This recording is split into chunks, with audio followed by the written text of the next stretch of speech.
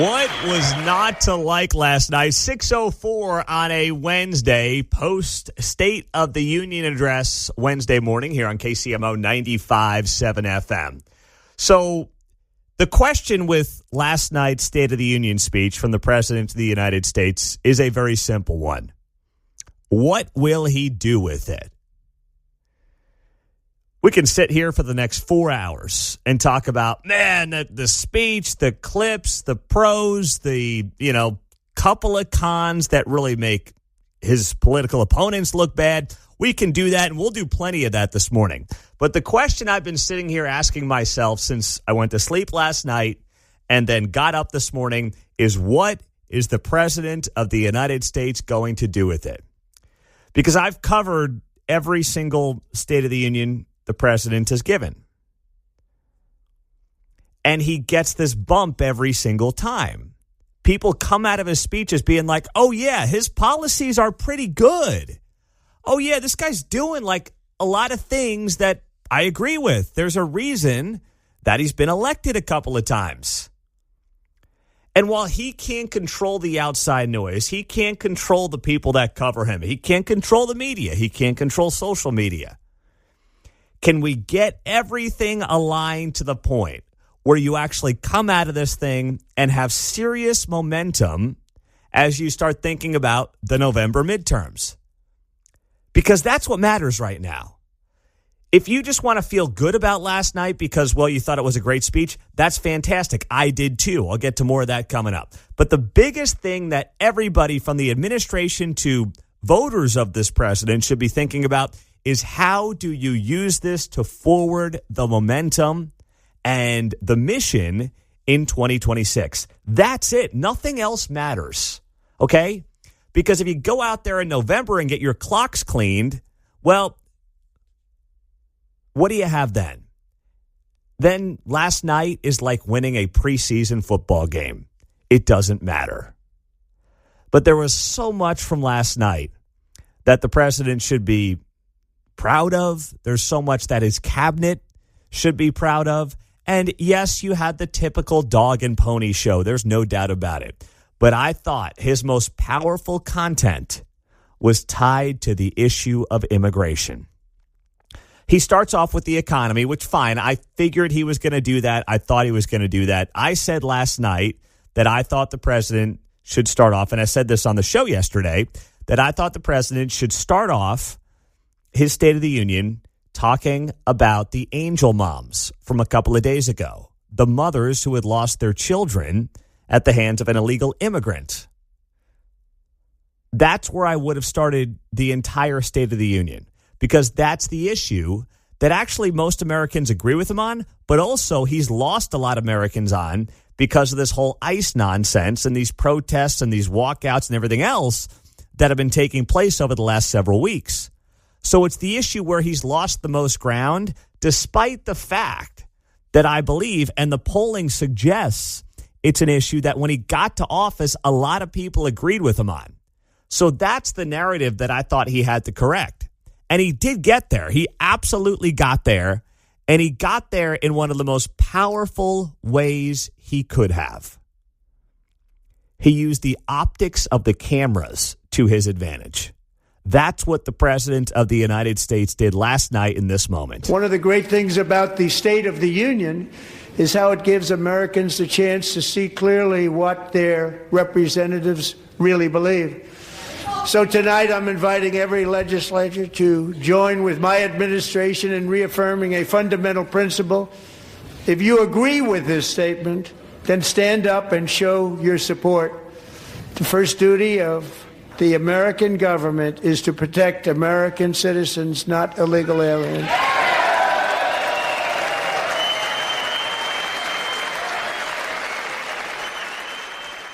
The first goal is to protect American citizens, not illegal aliens. And notice what he says there. He says, please stand. As if to say, if you agree with me on just this statement, I'm not asking you to agree with me on my other 99% of my statements here tonight. But he specifically said, if you agree with me on this statement, that we have a duty to protect American citizens first and foremost. Please stand. It's the only time he asked the entire room to stand on that specific issue. And guess what? Half the room did not stand. Talk about a bombshell. I know you're not shocked. I'm not either. And that right there is a campaign pitch. It's a commercial. It's a visual that can be used for the next 8 to 9 months. It's one thing to say, I think ICE is going too far, okay? There are some reasonable people that can come to that conclusion. But when the President of the United States, whether you voted for him or not, says we are going to put our citizens first in this country, and one of our two major political parties does not stand in that moment, holy cow. You've got them by the short hairs. That's what you've got if you're the President of the United States. It's unbelievable. And think about that. Think about that moment and how that can be used going forward, right? The whole ICE thing has been masked as this massively emotional issue. At its very core, how do you not come to the conclusion, if you watch the speech last night, that what this is really about is about putting illegal aliens ahead of American citizens? At the very least, ahead of people who want to come here the legal way. At the very least, they were left a long time ago. But at the very least, that's what's going on. But to not have an entire nation's political body stand and clap in that moment is as telling as anything I've seen, and as visually unappealing for one side of the political aisle as I have ever seen in a single State of the Union. And that moment from last night just cannot be forgotten and should never be forgotten. As people try to moderate their stances as we get closer to November, that moment right there is as telling as anything that I've seen in a State of the Union speech. And if I was President Trump, the only, one of the couple mistakes, and it's not really a mistake, I just would have reworked the speech, I would have put that in the first 2 minutes of the speech last night. I would have said, my fellow Americans and men and women of, whatever Congress we're in here, thanks for coming out tonight. America's doing great. We're trending in the right direction. Thank goodness I'm here. Hey, by the way, before we go any further, let me ask you this. Please stand if you think that we should put American citizens ahead of illegal aliens. Before we go, you've been standing. I don't want to have you get up and get down too much. You tell me.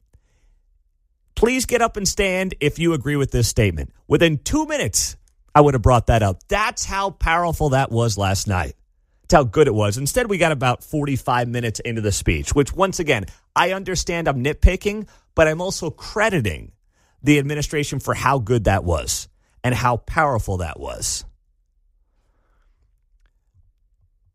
And you can't deny that when you look at some of the data that we got out of last night, CNN was noting that the speech got a 65% approval, which is more or less in line where the president has been during his State of the Union speeches. Among speech watchers tonight, 64% say his policies will move the U.S. in the right direction. And look at the growth President Trump made over the speech. So pre-speech, it was 54% of speech watchers said his policies will move the U.S. in the right direction.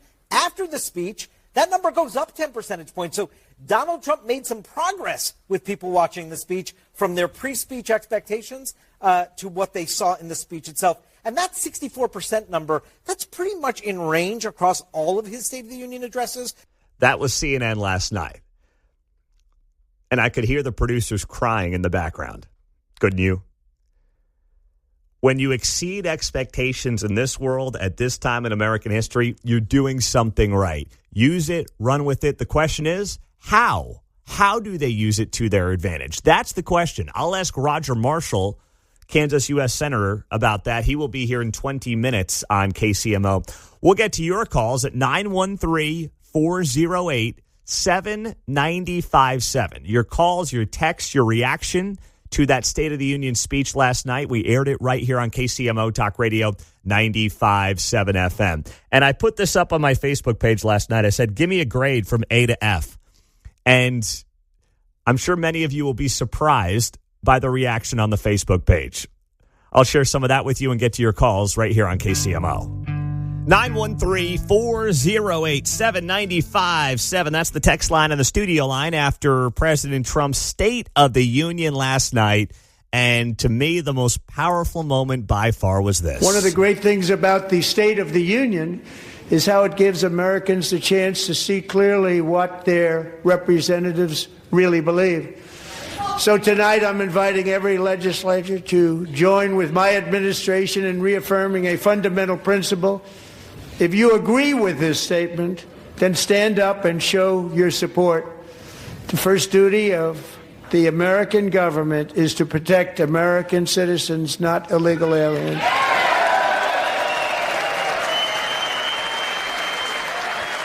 This was a major gamble by Trump. If the Democrats had stood up, they would have one-upped him, and they would have looked reasonable on the world stage. He would have tried to make them look crazy and nuts, and it would have backfired on him. But the President of the United States gambled. He gambled that they just couldn't do it. And he was right. He was dead on. And you know what? There was nothing sadder, but also more beautiful to highlight the differences right now between these two major political parties. And that right there was at the very top of the list. 913-408-7957. Let's start off with Stephen. He is in Johnson County. Stephen, good morning. All right, Dr. Mondo, how you feeling? You know how I'm feeling, baby. How you feeling? Man, listen, last night we had church last night, and I just missed 8 o'clock with in my office to watch the speech, and I'm telling you, I had to go outside. When I got outside to lock the door, I had to go outside and do a dance to my car. I'm telling you, I was so happy. I could hardly contain myself.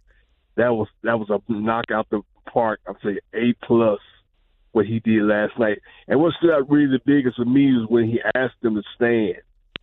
If that's not saying to the urban core in particular that keep voting against their own interests, that's not saying what they're really about, I don't know what is.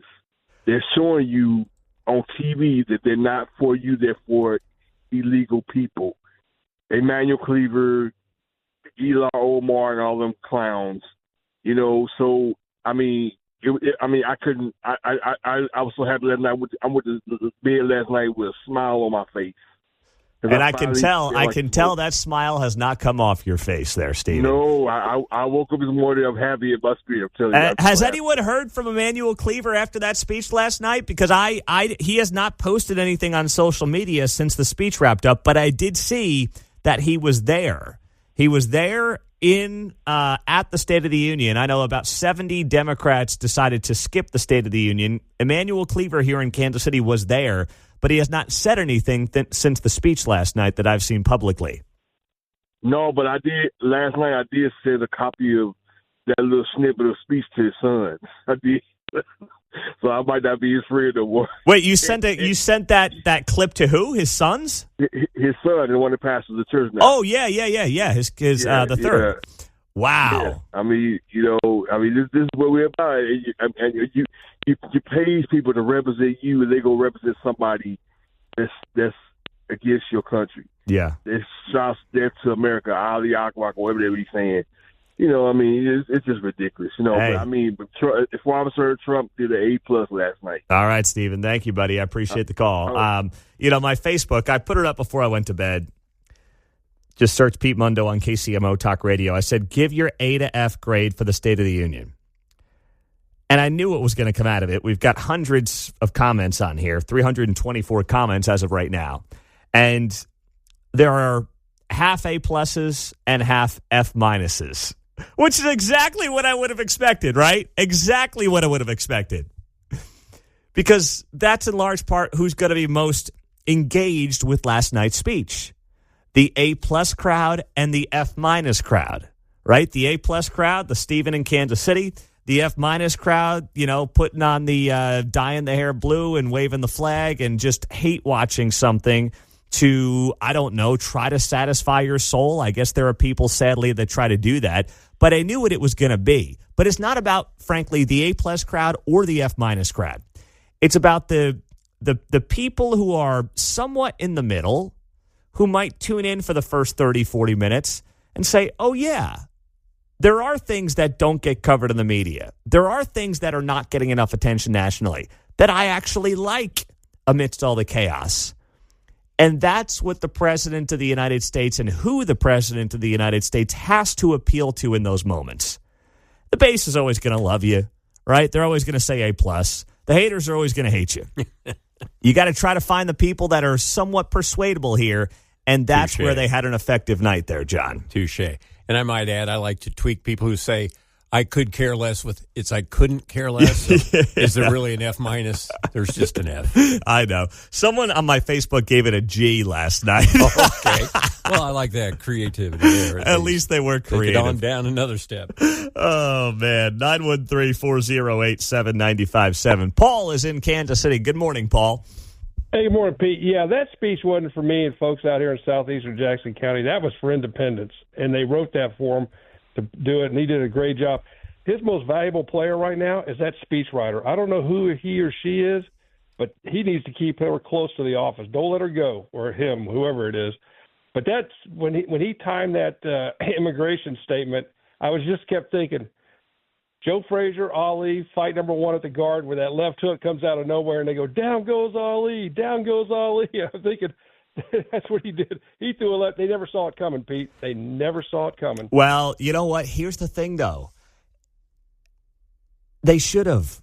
You knew that Trump was going to bring this issue up. Now, I'm not saying you knew he was going to ask you to stand for it, but Right. You knew he was going to bring up the issue. And if you actually wanted to come off in a midterm year as middle of the road, which is what the Democratic Party is trying to do right now to win back the House and maybe the Senate, you would say, guys, if nothing else, let's just fake it. Let's just stand up and fake it. And they couldn't do it. No, and you could tell, Pete, they didn't have any kind of a pre-staff briefing. Okay, what are the things we need to watch out for in this speech? Yeah. They never did that. They're so far left and so far out of touch with the American people on this issue, they couldn't help themselves. And now they're going to pay for it. It's going to be on every billboard in every independent district. There you go, Paul. Thank you, buddy. I appreciate it. Thanks so much. Let's go to Sean in Overland Park. What's up, Sean? Got a minute for you, my man. Hey, we got 70 of our Democratic leaders that don't show up for the State of the Union. Is that kind of like me not showing up for a safety meeting at work? Yeah. And we pay these people to do a job, and they just decide not to show up? Yep. I mean, I don't understand it, on top of the fact that they can't stand up for protecting Americans over. I'm just dumbfounded by the whole thing. It was definitely an A+. Yep. You're right about that. Dumbfounded is the right word. Chris in Kansas City, 30 seconds. It is all yours, Chris. Pete, I thought he brilliantly wove in all the people that he introduced throughout, and it helped keep the show entertaining. I'm 86. I've watched about 50 or 60 of these, and this was the best in my memory. All right. And it was just brilliantly done. Thanks for checking in, Chris. I hope to see 50 of these things, my man. Well done. God bless you. That's fantastic. I'm all in. Yesterday at this time, we had on the father of the young man who got beat up outside of Olathe Northwest for protesting the anti-ICE walkout that took place last Friday to College and Lone Elm. So we now know, and this was an update yesterday from Olathe Police, that an 18-year-old female was also taken into custody yesterday following the investigation into the altercation. On Friday, you had a 17-year-old male who was arrested. Additionally, two males aged 15 and 17 were cited and released. Police saying yesterday in Olathe that they have contacted all the individuals involved in the physical disturbance. So despite all that, there is another walkout planned for today at Olathe Northwest. That is something that we learned yesterday from the father who is here in the studio. I have the email here sent from the Principal Zuck at Olathe Northwest. And the email reads in part, "Finally, I want you to know that I have been made aware of a social media post indicating that there will be a student-planned walkout on Wednesday, February 25th, concerning students' personal beliefs and unrelated to immigration and federal agencies. I'm telling you this now to ensure that you have adequate time to discuss this with your child. This demonstration, like previous ones, is entirely student-led and not organized or supported by me, our staff, our school, or our district.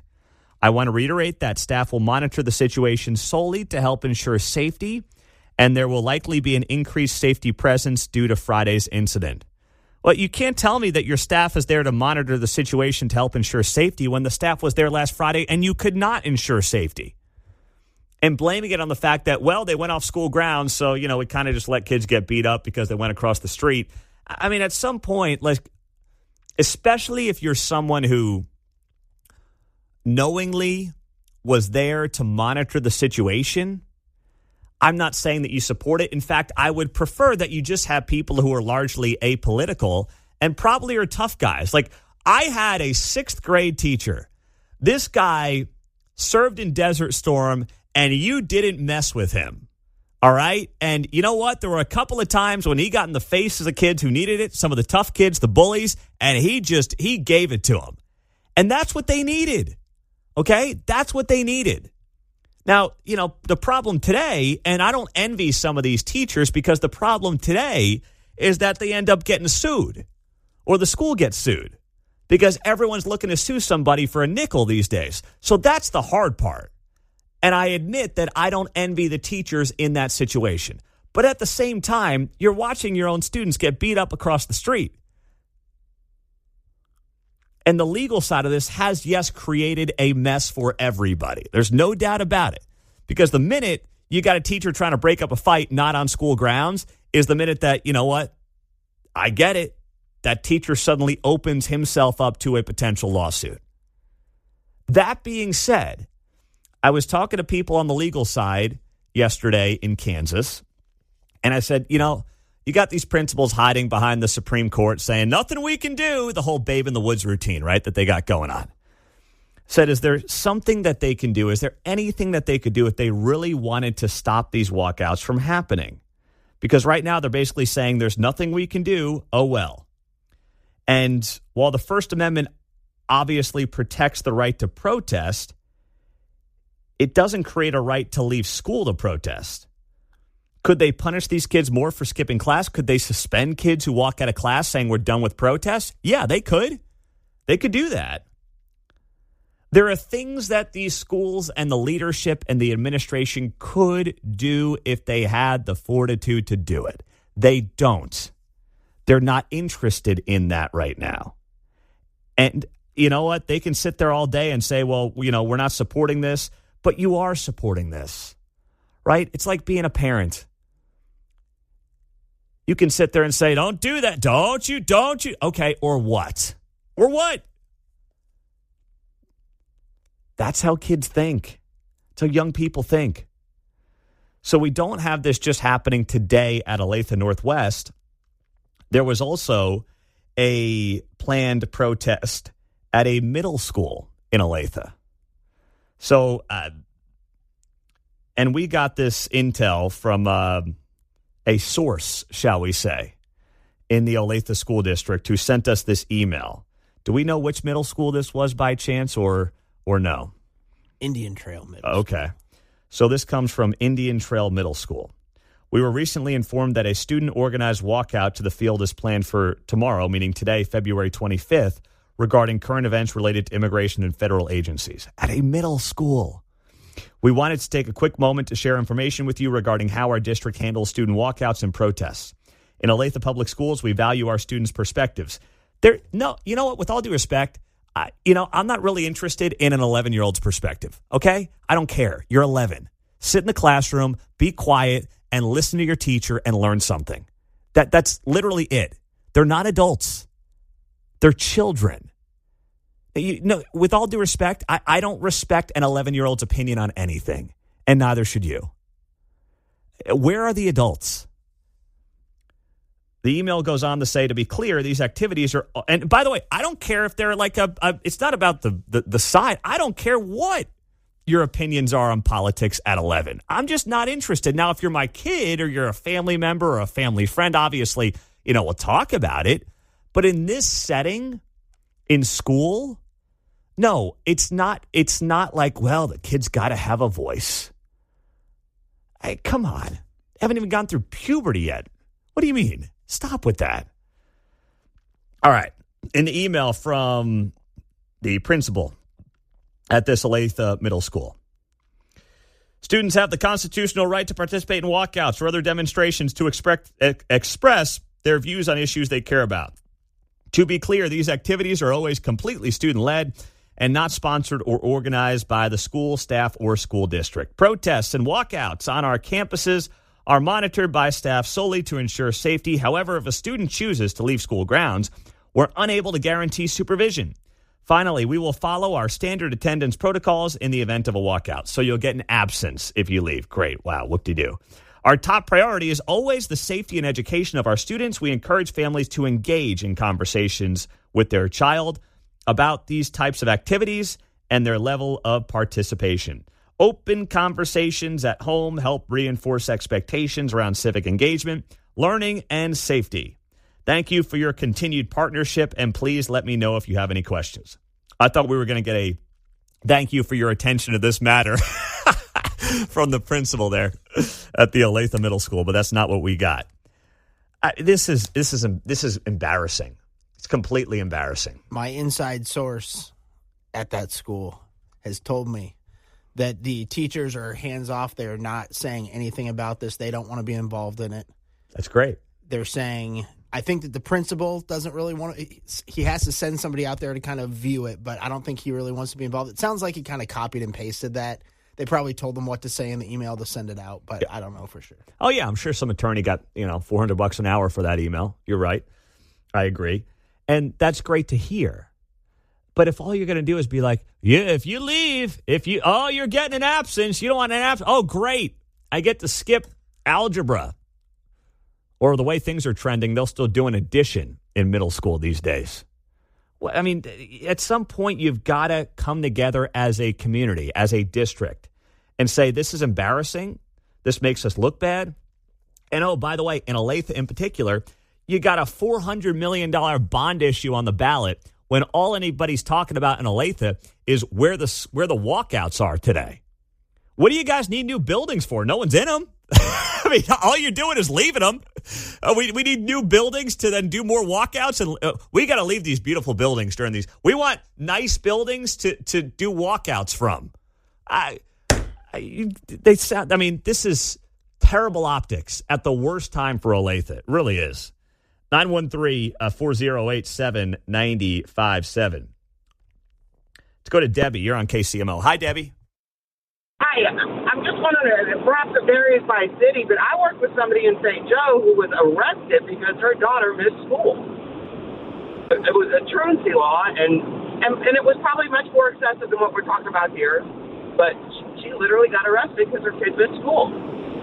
Yeah, I mean, that's something that's been brought up, Debbie. You're not wrong in terms of people bringing that up. Now, what do you do when a kid walks out for 2 periods or 1 period at a middle school on a Wednesday afternoon? I mean, does the truancy law come into the conversation here? Probably not. But to your point, there are things that can be done that for whatever reason, the district is not willing to do. There were reports down in Oklahoma last week that they're finally suspending kids who are doing walkouts. And you know what? That's at least a step in the right direction. And if you're a parent and you're supporting it, because what happened at Olathe Northwest last week is that some parents signed off on their kids leaving school early. Okay, well, to me, you could still say, well, I'm sorry. It's great that you wanted your kid to leave school early, but you're going to do these protests on your own time. Like, you protest your little heart out. That bell rings at whatever it is, 3:30. You protest your little heart out wherever you want. You got a whole life to live when that final bell rings. But we're going to have people in the classroom studying, working, and getting smarter, because what message are you sending if you continue to let the inmates run the asylum? And I will say this, my inside source also let me know that this walkout at the middle school was supposed to happen last week on Friday, but it was too cold, so they decided not to. So I don't know how serious these kids are about this walkout. They just want to get out for an hour. Well, they're not serious because they're 11 years old. Yeah, well, that's how I know it's not serious. We should do it like we do part-time pay, right? Schools are in session for X amount of hours to call it a year, right? And that's why we have snow days and makeup days. Got to have X amount of hours.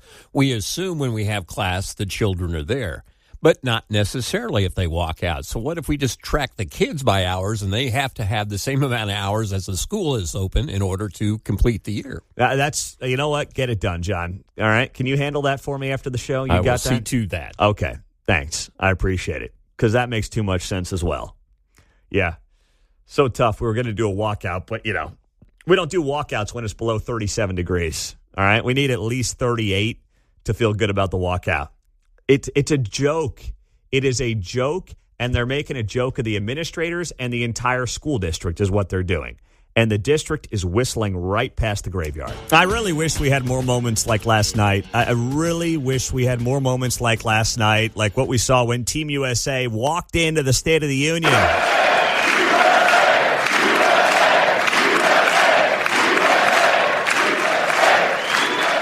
I mean, that was just, boy, the hair sticks up on the back of your neck when Team USA's men's ice hockey team, days after winning the gold medal, shows up at the State of the Union. And they were not politicized. They were in, they were out. It was handled perfectly. I saw some people speculating yesterday, like the Dan Le Batard show. Dan Le Batard, you may remember him from ESPN. He now does a sports talk show that gets very political, and, they all just hate Trump, and they get on their high horse and the whole deal, right? And they're like, oh, man, it's going to look bad. It's going to look when Trump's talking immigration and these guys are sitting there. You knew that wasn't going to happen. I listened to that clip yesterday from the Dan Le Batard show, and I was like, guys, that's not how this is going to work. They came in. They flashed the gold medal. Trump introduced them, and they left, and they walked out. Because, yes, that would have been awkward if they were sitting there for the entire speech. And by the way, let's be honest. Those guys don't want to be there for the entire speech, okay?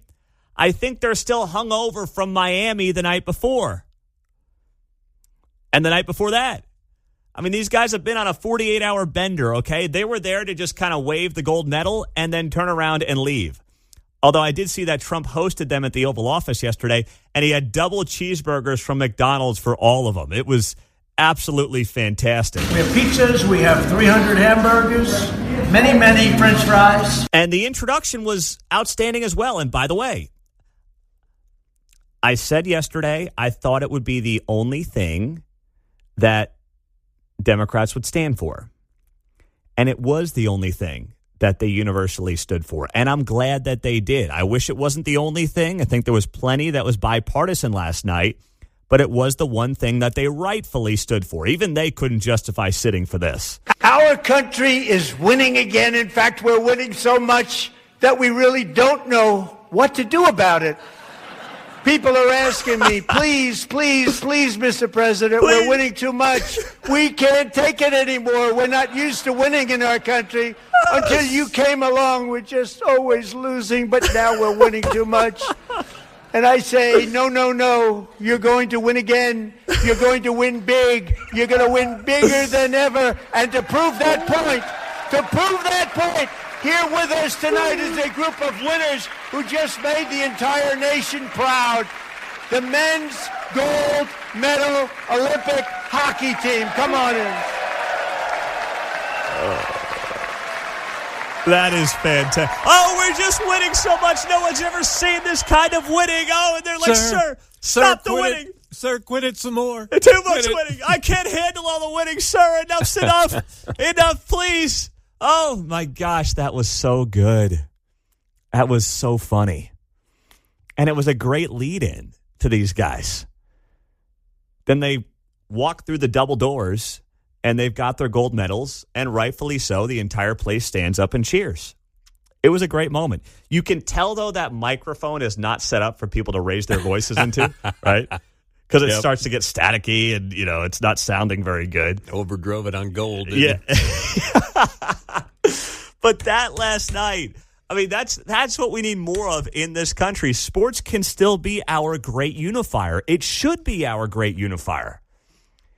And anybody trying to not make it our great unifier when all these guys have done since they won the gold on Sunday morning is talk about how much they love America, how proud they are to represent their country, and how, yes, they'll accept an invite to the Oval Office to eat double cheeseburgers. Like, there's nothing about that